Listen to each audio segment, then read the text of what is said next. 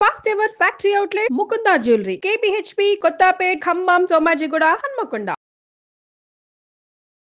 నమస్కారం, సుమన్ టీవీకి స్వాగతం. ఈ 2025 జనవరి 29న మౌని అమావాస్య రానుంది. ఈ మౌని అమావాస్యనే చొళంగి అమావాస్య అని కూడా అంటారు. ఏమిటి ఈ మౌని అమావాస్య యొక్క ప్రత్యేకత, ఈ రోజు పాటించవలసినటువంటి విధి విధానాలండి, ఈ విషయాలను తెలియజేసేందుకు మనతో పాటు ఉన్నారు ప్రముఖ జ్యోతిష శాస్త్ర పండితులు, శ్రీచక్ర పీఠ వ్యవస్థాపకులు బ్రహ్మశ్రీ ప్రదీప్ జోషి గారు మనతో పాటు ఉన్నారు. గురుగారిని అడిగి మరిన్ని విషయాలు తెలుసుకుందాం. గురుగారు నమస్కారం. శ్రీమాత్రే నమః. గురుగారు, అమావాస్యల్లోని ఈ చొళంగి అమావాస్య చాలా ప్రత్యేకమైనదిగా చెప్తారు. ఏంటి ఈ అమావాస్య యొక్క ప్రత్యేకత? శ్రీ గురుభ్యో నమః. శ్రీమాత్రే నమః. అచింత్య వ్యక్త రూపాయ నిర్గుణాయ గుణాత్మని సమస్త జగదాధారమూర్తయే బ్రహ్మణే నమః. శ్రీమాత్రే.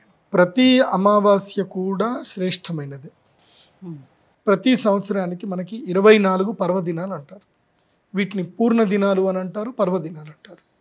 12 పౌర్ణమిలు, 12 అమావాస్యలు. పౌర్ణమి దేనికోసమనంటే మనము పాజిటివ్ ఎనర్జీ పొందడానికి పౌర్ణమి. అంటే మనము భోజనం చేయడానికి ఎట్లాగైతే మనకు అనుకూలమైన కాలము, భోజనం చేయడం వల్ల ఎట్లాగైతే మనకు శక్తి వస్తుందో, అట్లాగే ఈ యూనివర్సల్ ఎనర్జీ నుంచి, యూనివర్సల్లో ఒక ఎనర్జీ ఉంటుంది. ఆ ఎనర్జీ మనం పొందాలి అని అంటే మనకు పౌర్ణమి. సరే, అదంతుంది. మన లోపల ఉండే నెగిటివ్స్ మొత్తం పోవాలి. ఎందుకోసం అంటే తీసుకోవడం ఎంత ఉంటుందో వదలడం కూడా అంతే ఉండాలి. అయితేనే లైఫ్ బ్యాలెన్స్ అవుతుంది. సో మనకి ఎనర్జీస్ ఎంత తీసుకున్నా, సో ఆ ఎనర్జీస్ డిఫికల్ట్ అయినప్పుడు కొన్ని పోగొట్టుకోవాల్సి వస్తుంది. సో నెగిటివ్స్ మొత్తం పోవాలి అంటే అమావాస్య. పాజిటివ్ రావాలి అని అంటే పౌర్ణమి, నెగిటివ్స్ పోవాలి అని అంటే అమావాస్య. ఎందుకు పౌర్ణమికి పూర్తిగా ఆపోజిట్ ఏంటిది అని అంటే అమావాస్య. అవునా కాదా? సో పౌర్ణమి మనకి చంద్రుడు పూర్తిగా కనిపిస్తాడు, అమావాస్య చంద్రుడు అస్సలు కనిపించాడు.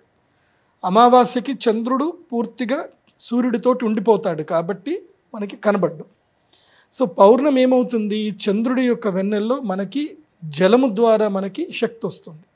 మన శరీరంలో కూడా జలం ఉంది కాబట్టి మన శరీరం లోపలికి శక్తి ఆవాహన అనేది ఈజీగా జరుగుతుంది. అమావాస్య రోజు జలతత్వమైనటువంటి చంద్రుడు ఆ యొక్క శక్తిని నీళ్ళల్లోకి ఇచ్చేస్తాడు. ఎందుకోసం అంటే బయట కనబడ్డు కదా, నీళ్ళల్లో శక్తి ఉంటుంది. అందుకే ఆటు పోటు అనేది ఉంటుంది.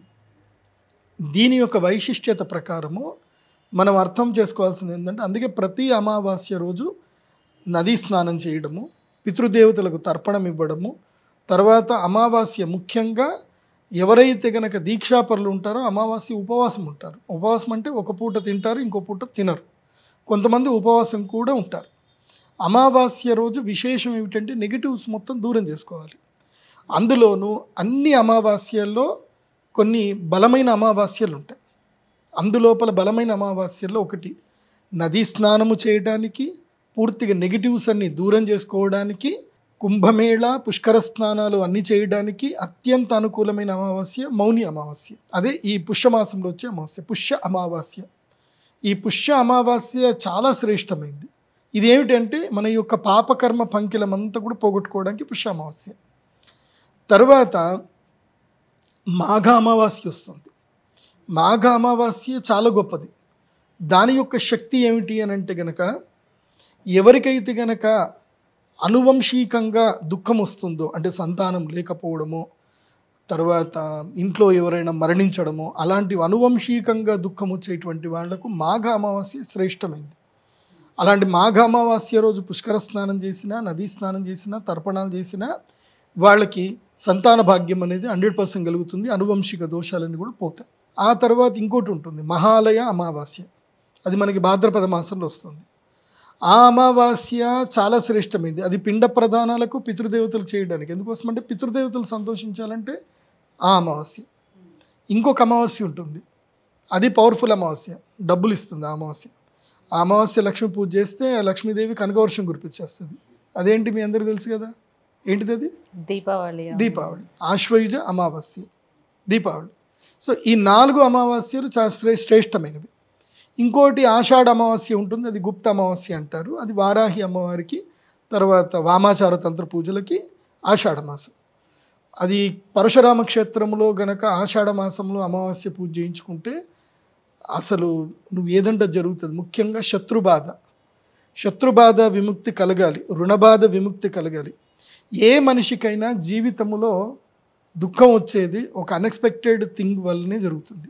ఇప్పుడు మీరు ఎంతో ఇష్టంగా ఒక ల్యాండ్ కొనుక్కున్నారు, ఒక 10 ఎకరాలు ఎక్కడో కొనుక్కున్నారు, మీ జీవితకాలం కష్టపడి సంపాదించినట్టు కొనుక్కున్నారు. మీరు కొన్న కరెక్ట్గా ఒక నెల రోజులకు ఒక్కోడు వస్తాడు, నాకు ఇది ఆల్రెడీ అగ్రిమెంట్ జరిగింది, ఇది నాది అని కేసు పెట్టాడు. మీ 10 కోట్లు అక్కడ ఇన్వెస్ట్ చేశారు, ఆ కేసు తేలేసరికి 10 ఏళ్ళు అవుతుంది. దాంట్లో ఏమీ లేదు, వాడేదో డూప్లికేట్ డాక్యుమెంట్ చేసుకొని వచ్చాడు, డూప్లికేట్ సంతకం పెట్టుకొని వచ్చాడు, కానీ కోర్టు అది తెలియదు కదా, 10 ఏళ్ళు అవుతుంది. పరిష్కారం ఎక్కడ, ఎవరిని అడుగుతారు? దానికి ప్రతి అమావాస్య అమ్మవారు అనుగ్రహించింది, బగలాముఖి అమ్మవారు చెప్పింది, మీరు అమావాస్య రోజు రండి నా దగ్గరికి, మీ బాధలు ఏవో చెప్పుకోండి. అంటే లైక్ జనతా గ్యారేజ్ లాగా అనమాట, అమ్మవారు గ్యారేజ్ ఓపెన్ చేస్తుంది, రండి మీ ప్రాబ్లమ్స్ ఏందో మొత్తం చెప్పండి, అమావాస్య నేను మీ అందరికీ అవైలబుల్ ఉంటాను, మీ బాధలన్నీ కూడా వింటాను అని అమావాస్య బగలాముఖి అమ్మవారు అనుగ్రహించింది. అందుకే ప్రతి అమావాస్య మా శ్రీ చక్రపీఠంలో బగలాముఖి పూజ చేస్తాం.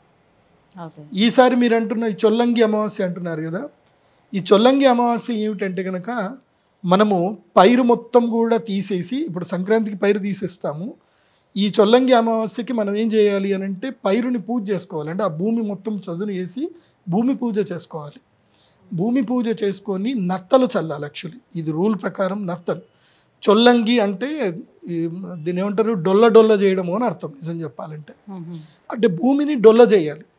మనం ఇప్పటిదాకా సంక్రాంతి వరకు పంటలు పండించుకున్నాం, బియ్యము అంతా ఇంటికి తెచ్చేసుకున్నాం, కానీ మనము భూమిని పట్టించుకోవట్లే. భూమిలో దున్నాలి అని చెప్తున్నారా? మొత్తం అంతా భూమిని దున్ని ఏం చేయాలంటే నత్తలు ఇయ్యాలి. ఇప్పుడు ఆవు పేడ చల్లాలి, నత్తలు వేయాలి. నత్తలు వేసి నెక్స్ట్ కార్తెలు వస్తాయి. ఇప్పుడు ఇది అయిపోయింది, ఇప్పుడు మకర రాశి లోపలికి ఎంటర్ అయ్యాడు, శ్రవణ నక్షత్రం లోపలికి ఎంటర్ అయ్యాడు. మకర రాశి లోపలికి శ్రవణం, కుంభం, శ్రవణం, ధనిష్ట అయిపోయిన తర్వాత ఎప్పుడైతే సూర్యుడు శతభిష నక్షత్రంలోకి ప్రవేశిస్తాడు, శతభిష నక్షత్రంలో ప్రవేశించగానే ఎండ తీవ్రత అనేది పెరుగుతుంది.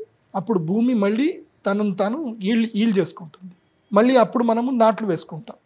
నాట్లు వేసుకొని కొన్ని రోజులు చూసేసరికి టకటక వర్షాలు పడతాయి, ఇంకా పంటలు చక్కగా పెరుగుతాయి. ఇది టైం ఏంటంటే ఈ చొల్లంగి అమావాస్య నుంచి మళ్ళీ మాఘ అమావాస్య వరకు భూమికి రెస్ట్ టైం అన్నమాట. ఇప్పుడు పంటలు వేయకూడదు, భూమికి రెస్ట్ టైం ఇది. ఈ టైంలో ఏం చేయాలంటే భూమిని మొత్తం కూడా వర్మీ కంపోస్ట్ చేసుకోవాలి. ఇది ఒక పద్ధతి. ఏది మన రైతుల ప్రకారం చూసుకుంటే.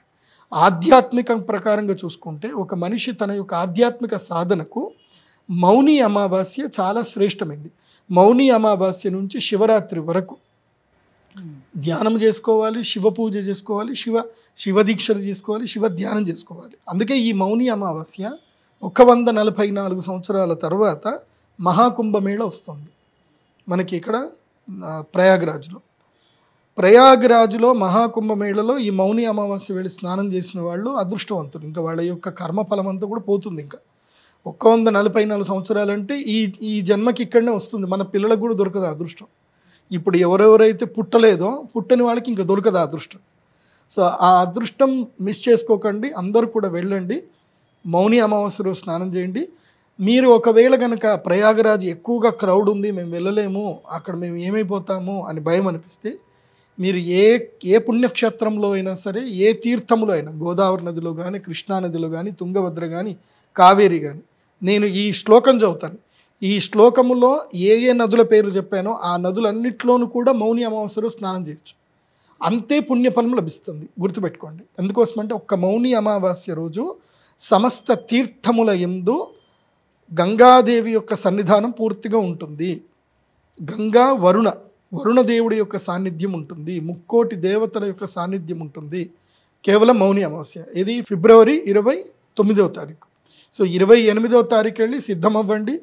29వ తారీఖు మౌని అమావాస్య రోజు నదీ స్నానం చేయండి. మినిమం ఒక అరగంట సేపు స్నానం చేయాలి. ఏదో పోయి అంటే ప్రయాగ్రాజ్ వెళ్ళలేని వాళ్ళు ఎవరైనా ఉంటే ఇటువైపు హరిద్వార్ కానీ లేకపోతే నాసిక్లో కానీ అట్లా ఏమైనా, అదే చెప్తాను, ఒక శ్లోకం చెప్తాను, ఆ శ్లోకం వినండి. ఆ శ్లోకంలో ఏ నదుల పేర్లు వచ్చాయి, మీకు ఎక్కడ ఆ నది దగ్గర ఉందో అక్కడికి వెళ్ళిపోండి. శ్లోకం జాగ్రత్త వినండి. గంగా సింధు సరస్వతీ చ యమున గోదావరి నర్మదా కృష్ణా భీమరతీ చ పల్గు సరయు శ్రీగండకీ గోమతి కావేరీ కపిలా వరాహతనయ నేత్రావతి ఇత్యాదయో నద్యశ్రీహరిపాద పంకజ భవాహ కుర్యాద్ధ్రువం మంగళం. సో శ్రీహరి యొక్క పాదపద్మం నుంచి పుట్టిన ఈ నదులన్నీ కూడా మౌని అమావాస్య రోజు, రాబోయే మాఘ అమావాస్య రోజు స్నానం చేయడానికి శ్రేష్టమైనటువంటివి. ఇందులోపల గోదావరి ఉంది, మన తెలుగు రాష్ట్రాల్లో గోదావరి ఉంది, కృష్ణ ఉంది, తుంగభద్ర కూడా ఉంది. కర్నూలు దగ్గరికి వెళ్తే తుంగభద్రలో స్నానం చేయొచ్చు. ఇంకా అది జరగలేదా, నంద్యాల వెళ్ళండి, మహానందిలో స్నానం చేయండి. మహానంది వెళ్ళండి, అక్కడ మహానంది తీర్థంలో అయినా స్నానం చేయండి. ఈ ఒక్క మౌని అమావాస్య రోజు ఒక కష్టతరమైన ఉపాసన ఉంటుంది. అది గనక చేయగలిగితే వాళ్ళ జీవితంలో అదృష్టం వాళ్ళని ఇట్లా బంగపట్టుకున్నట్టు పట్టుకుంటుంది. అదేంటి తెలుసా, ఆ వ్రతము తప్పకుండా జీవితకాలం చేయాలి. అదొక నిర్ణయం తీసుకోవాలి ఆ వ్రతం పట్టడానికి. అంటే ఒకసారి స్టార్ట్ చేస్తే ఇంకా జీవితకాలం తీసుకోవాలి. దాన్నే మౌని అమావాస్య అంటారు. మౌనం అంటే ఏంది, మౌనంగా ఉండటం, సైలెంట్గా ఉండడం, కీప్ క్వైట్ అని అర్థం. సో మౌని అమావాస్య రోజు మౌన వ్రతం పట్టాలి. మౌన వ్రతము ఈ మౌని అమావాస్య రోజు ఒక్కరోజు, అంటే ముందు రోజు రాత్రి నుంచి మొదలుకొని ఇంకా నువ్వు పడుకున్నావు అంటే నెక్స్ట్ డే తెల్లారగానే ఏరా ఎవడరా పొద్దున్నే నన్ను లేపింది అని అనకుండా, పొద్దున్న లేవనే కాఫీ అని అనకుండా సైలెంట్గా ఉండాలన్నమాట. ఒక్క మౌని అమావాస్య రోజు సైలెంట్గా ఉండాలి. సైలెంట్గా అంటే ఇంకా రాయడము, ఈషారాలు చేయడాలు ఏవి చేయకూడదు. ఎవరితో సంపర్కం ఉండకూడదు. దైవ సన్నిధానంలో ఉండిపోవాలి.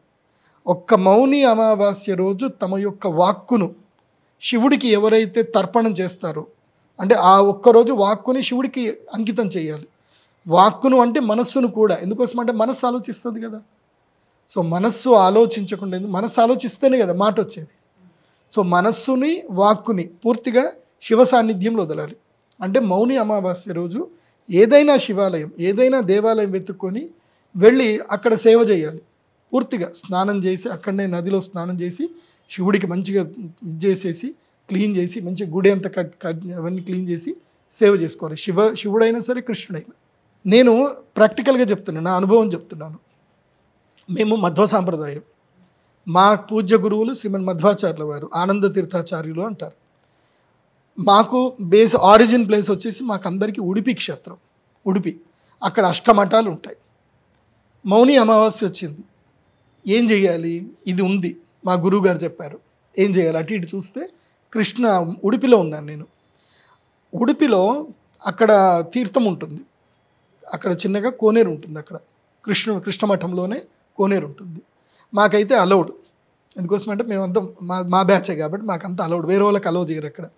సో లోపల దిగి తీర్థానికి పుణ్యక్షేత్రానికి మధ్యలో శ్రీమన్ మధ్వాచార్యుల వారి యొక్క విగ్రహం ఉంటుంది.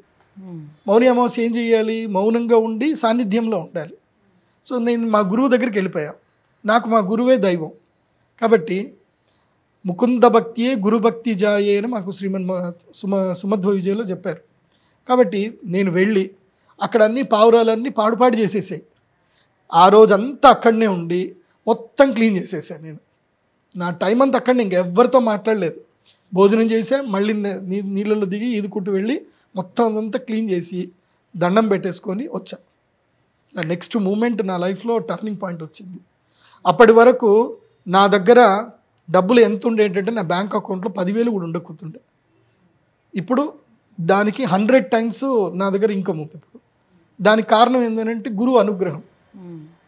ఒక మంచి ముహూర్తం అప్పుడు మనం గురు సేవ చేస్తే మనకు అనుగ్రహం కలుగుతుంది. అందుకే మౌని అమావాస్య రోజు మీరు ఫ్యామిలీకి దూరంగా వెళ్ళిపోండి. ఎవరైనా సరే ఫ్యామిలీకి మీరు ఎన్ని రోజులు సేవ చేసినా చివాట్లు పవాట్లు తప్ప ఏమి ఉండదు, ఏమీ దొరకదు. నాకేంటి, ఫ్యామిలీకి మీరు ఎంత సేవ చేసినా ఫైనల్ డే వచ్చేసరికి నాకేంటి, ఎరా నీకోసం ఇల్లు కట్టారా, ఇవన్నీ చేశారా, అది కాదు నాన్న నాకేంటి. భార్య అడుగుతుంది, నాకు ఇంట్లో బట్టలు లేవు నాకు అంటుంది. తీరా కబోర్డ్లు ఓపెన్ చేస్తే పాపం ఈయనది ఒకటే కబోర్డ్లు ఉంటుంది, మిగతాది మొత్తం ఆమె ఉంటాయి. 90% ఆమె ఉంటాయి, 10% మాత్రం ఈయనది ఉంటుంది. ఈయనకు మాత్రం బట్టలు లేవంటే ఏది ఇన్నిగానో ఉన్నాయి, ఒకటని వేసుకున్నారా మీరు అని అంటుంది. ఆవిడని మాత్రం అడిగితే బట్టలు లేవు అంటుంది ఆవిడ. ఇక్కడ ఉన్నాయనంటే అవి నేను వేసుకున్నది మళ్ళీ ఎట్లా వేసుకుంటాం, అది అంతే. సో నాకేంటి మళ్ళీ, సో ఈ ఒక్కరోజు మీరు దైవ సేవలో పూర్తిగా పాల్గొంటే, ఒక్కరోజు దైవ సేవలో పాల్గొంటే జీవితాంతం మీరు కుటుంబ సేవ చేసుకునే శక్తి వస్తుంది. ఆ తర్వాత భార్యకి సేవ చేసినా, పిల్లలకి ఏం చేసినా రావాల్సిన ఏదైతే పోగొట్టుకున్న టైం, పుణ్యకాలం ఏదైతే ఉందో అది ఒక్కరోజుతో సిద్ధిస్తుంది. కాబట్టి ఈరోజు సేవ చేయండి. అవసరమైనప్పుడు మౌనంగా ఉండడం అలవడుతుంది. అది ఉంటుంది, కాకపోతే కష్టం అది. ఈ ఒక్క మౌని అమావాస్య రోజు మీ భార్యలకు చెప్పండి. ఈ వీడియో అందరూ మీ భార్యలకు షేర్ చేయండి. ఏ భార్యల వల్ల, ఎవరి మాటల వల్ల అయితే కనుక మీ జీవితం ముందుకు సాగుతుందో వాళ్ళకి షేర్ చేయండి. ఈ ఒక్కరోజు గురువు చెప్పారు, నువ్వు మౌనంగా ఉంటే నీకు 100 చీరలు వస్తాయట అని చెప్పి ఏదైనా ఒకటి షేర్ చేయండి. ఒక్కరోజు మౌనంగా ఉండాలి. ఈ రోజు మౌనంగా ఎవరైతే ఉంటారో వాళ్ళకి అదృష్టం ఉంటుంది. మౌనంతో పాటు ఉపవాస దీక్ష కూడా తీసుకోవాలి. ఉపవాసం చేస్తే మంచిది, లేకున్నా పర్లేదు. లైట్గా తినాలి, పూర్తిగా తినకూడదు. తినడం అంటే మంచిగా తినేసి, గురుగారు చెప్పారు కదా మౌని అమావాస్య ఏముంటుంది, మంచిగా ఇప్పుడు మౌనంగా ఉండాలి తినేసి పడుకుంటే అయిపోతుంది కదా. అట్లా ఉండకూడదు, ఉండాలి, మౌనంగా ఉండాలి, భగవత్ సేవలో ఉండాలి. అంటే మనస్సు భగవంతుని పైన కేంద్రీకృతం అయి ఉండాలి. ఇప్పుడు చిన్నప్పుడు నేను కూడా ఉపవాసం ఉండేవాడిని ఏకాదశి రోజు. ఇప్పటికి కూడా ఉంటున్నాను, ఈ మధ్య తగ్గింది. సో ఏకాదశి ఉపవాసం ఉండి కళ్ళు మూసుకొని పడుకుంటే మంచిగా సపోటాలు, దానిమ్మలు, యాపిల్స్, పళ్ళు, పలహారాలు అన్నీ కళ్ళకు వచ్చేటి అన్నమాట. సో మనస్సుతోటి వాటిని ధ్యానిస్తూ ఉపవాసం ఉంటున్నా అంటే అది తప్పది, దాన్ని మిథ్యాచార అంటారు. సో మనస్సుతో అంటే కర్మేంద్రియాన్ని సంయమ్య అస్తే మనసాచరాలు ఇంద్రియాత్మ విమూఢాత్మ మిథ్యాచార సౌచ్యతి. అంటే ఇంద్రియాల్ని బలవంతంగా కంట్రోల్ చేసి మనస్సుతో మాత్రం ఎప్పుడు తెల్లారుతుందో, ఆరెప్పుడవుతుందో తెల్లారగానే తినేయాలి. ఈసారి వీళ్ళంతా ఉపవాసం కదా, 6 గంటల దాకా వెయిట్ చేస్తూ ఉంటారు అనమాట. కొంతమంది 12 గంటల దాకా వెయిట్ చేస్తూ ఉంటారు. నాకు ఒక ఫ్రెండ్ ఉండేవాడు, వాళ్ళకి రైస్ మిల్ ఉంటుంది. వాడు ఏంటంటే నిజామాబాద్లో నేను మందు తాగా అని వాళ్ళ అమ్మకి నాన్నకి ప్రామిస్ చేసిండట, వాళ్ళ భార్య ప్రామిస్ చేసిండట. సో వాడికి ఎప్పుడు మందు తాగాలనుకునే నిజామాబాద్ డిస్టిక్ దాగి మెట్పల్లి పోయి మందు తాగేసి వస్తాడనమాట. లేకపోతే అటు కామారెడ్డికి పోయి మందు తాగేసి వస్తాడు. నేను చెప్పిన కదా నిజామాబాద్లో తాగనని చెప్పిన, మంది ఆడిపోయి తాగేస్తే దాంట్లో ఏముంది అని అంటాడు. సో అట్లుంటుంది అనమాట. కాబట్టి మౌని అమావాస్య జీవిత కాలానికి సరిపడా యోగాన్ని అయితే ఇస్తుంది. దానికి నదీ స్నానం చేయాలి, దైవ సాన్నిధ్యంలో ఉండాలి. ఒక్కరోజు ఇల్లు వదిలిపెట్టాలి. వదిలిపెడితే మిమ్మల్ని ఏం వదిలిపెట్టాలో అవన్నీ మిమ్మల్ని వదిలేసి వెళ్ళిపోతాయి, ఏవి మిమ్మల్ని బాధ పెడుతున్నాయి. అందుకే మౌని అమావాస్య శ్రేష్టము. శత్రుబాధ, రుణబాధ, దుఃఖం ఉంది. ఇందాక చెప్పాను, ఇట్లా ల్యాండ్ ఇష్యూసు, ఏమైనా ప్రాపర్టీస్ అమ్ముడు పోకపోవడము, తీవ్రమైన అనారోగ్యము, ఇవి ఏవి ఉన్నా సరే అమావాస్య రోజు మా శ్రీచక్ర పీఠానికి రండి, బగలాముఖి పూజ చేసుకోండి, పక్కా రిజల్ట్ దొరుకుతుంది. మొన్ననే ఒక కొడంగల్ నుంచి ఒక ఆయన వచ్చాడు, సార్ గురూజీ నా ల్యాండ్ అమ్ముడు పోతలేదు గురూజీ అని వచ్చాడు. చేసుకో అని చెప్పా, పూజ చేసుకున్నాడు, తెల్లవాళ్ళు చెల్లాడు. 1,20,00,000 ఎక్స్పెక్ట్ చేశాడు, 1,50,00,000కి ఎకరం అమ్ముడు పోయింది. So is happy no. అట్లా హ్యాపీ అని చెప్పి ఏమన్నా ఇయ్యు అని నేను అడగను. మీది ఏదన్నా మీ టెంపుల్కి మీరు ఏమన్నా డొనేషన్ చేసుకుందంటే చేసుకోండి, బట్ బీ హ్యాపీ. కానీ ఇవ్వడం నేర్చుకున్న వాడికే భగవంతుడు ఇస్తాడు. దానం చేయలేనటువంటి వాడికి, చేతిలో ఎముక లేనటువంటి వాడికే దేవుడు ఇస్తాడు. చేతిలో ఎముకుంది, లాక్కుంటాను అంటే దేవుడు ఇవ్వడు. నువ్వు ఎంత నేచర్కి నువ్వు ఎంతగా సపోర్ట్ చేయగలిగితే, ఎంత ప్రొవైడ్ చేయగలిగితే అంత దేవుడు నీకు ఇస్తాడు. అది గురుగారు, మౌని అమావాస్య యొక్క ప్రత్యేకత ఏంటో, ఆచరించవలసినటువంటి విధి విధానాలు ఏంటో తెలియజేసినందుకు ధన్యవాదాలండి. శ్రీమాత్రే.